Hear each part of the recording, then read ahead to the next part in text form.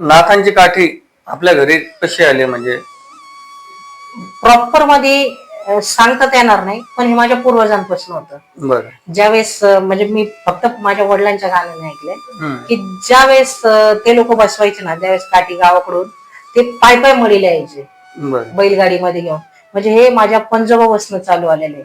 हा. आता सध्या कसं आहे, त्या काठीचं महत्व म्हणजे त्या काठीचं महत्व कारण ती आमची निशाणी म्हणतो ना आपण, कुलदेवताची आमच्याकडे काहीतरी ती आठवण किंवा निशाणी, बरं. त्या टाईप मध्ये ती सध्या आहे. पण ते पूर्वजांपासून आहे, त्याची डिटेल माहिती मला सांगता येणार. बरं. आणि या काठीचा इतिहास काही सांगता येईल का? म्हणजे नाथांची काठी म्हणजे काय नेमकं, म्हणजे सामान्य लोकांना थोडक्यात माहिती नाही याबद्दल. नाथांची काठी म्हणजे कसं झालंय की पूर्वीपासून एक मानाची काठी म्हणतो ना, हा. मानाची एक देवाचं निशाण असतं, बरं.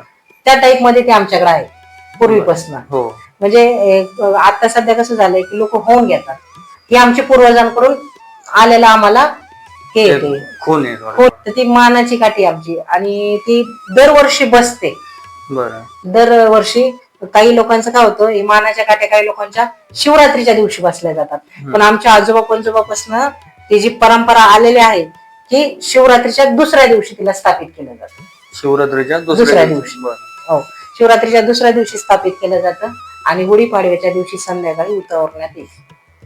गुढीपाडव्याच्या संध्याकाळी. हो. आणि मग ते मडीला जाते. हो, मडीला जाताना घेऊन जातो. बरं. मडीला जाताना महाल घेऊन जातो आणि मडीच्या यात्रेच्या वेळेस महाल कळसाला टेकून आणतो.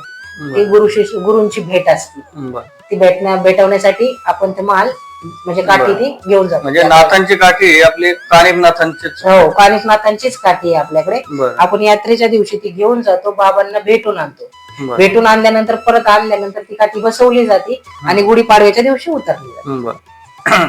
नाथांची काठी आपल्या घरात आहे, तर या काठीविषयी काय असा अनुभव आम्हाला थोडक्यात सांगा ना.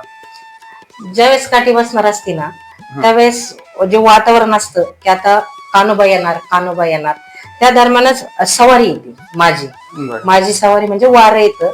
ते वारं आल्याच्या नंतर गुरु शिष्य जालिंदरनाथ महाराज आणि कान्होबा दोघही येतात. बरं. माझ्या मठातून पूर्ण असा राऊंड मारतात. राऊंड मारल्यानंतर काय करायचं, कसं नियोजन करायचं हे आधी सांगून जातात मला. बरं.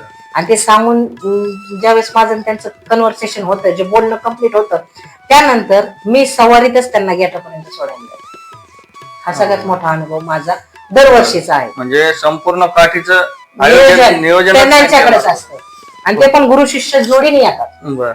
पूर्ण मठ फिरतात, कुठं काय चुकते, कुठं नाही, कुठं काय ठेवायचं, कुठं काय नाही, सगळं मला आधी कल्पना देऊन जातात. त्या अख्खं सगळ्या काठीचं नियोजन ते बाबा खूप विलक्षण अनुभव आहे. माई रंगपंचमीला आपला मडी या क्षेत्री खूप मोठा भंडारा असतो असं आम्ही ऐकलंय. हो. तर या भंडाऱ्याची सुरुवात कशी झाली?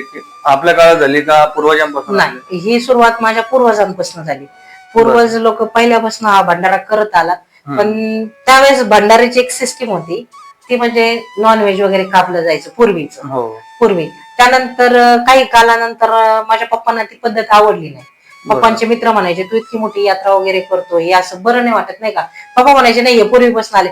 म्हणजे जर पूर्वीपासून झालं आणि तुझं ते आता स्किप केलं, बंद केलं, तर पूर्वीची परंपरा तुझी हे होईल ना. म्हणून मग त्यानंतर पप्पांच्या मनात आलं, पप्पांनी ते भंडारा कॅन्सल केला. वशाट वगैरे काहीच नाही. मग तिथून पुढं आमचा व्हेजचा भंडारा चालू झाला आणि पूर्वीपासून नाही. फक्त एवढं आहे की पूर्वी थोडस नॉर्मल असायचं. आता आपल्या मठामुळं आणि बाबांच्या कृपा आशीर्वादामुळे आपली संख्या वाढत गेली, त्यामुळे ते वाढत चाललं. म्हणजे जवळपास मी बघितलं होतं, आम्ही रंगपंचमीला गेलो होतो, जवळपास आपले 2 का 3 लक्झरी होते. 2-3 लक्झरी असतात, टेम्पो असतात. आदल्या दिवशी आपली एक गाडी पुढे जाते. बरोबर. सगळं भंडाऱ्याचं सामान, मुलं, जागा वगैरे स्वच्छ करायला, तिथं जागा धरायला, मंडप वगैरे टाकायला. कारण आता मोठं होत चाललंय ना, स्वरूप वाढत चाललंय. आणि तशी मला माझी जनता पण खूप साथ देते.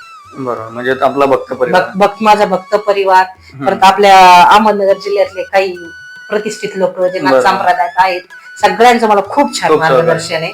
काही अडचण आली तर ते म्हणतात की आम्हाला सांगत चाला. त्यांचा पण खूप चांगला प्रतिसाद आहे माझ्या.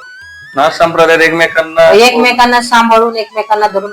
आणि त्यात कसं झालंय की नाथ संप्रदायात मी लीडच पडते, त्याच्यामुळे तुमच्यासारख्या सगळ्या लोकांचा खूप चांगला सपोर्ट आहे.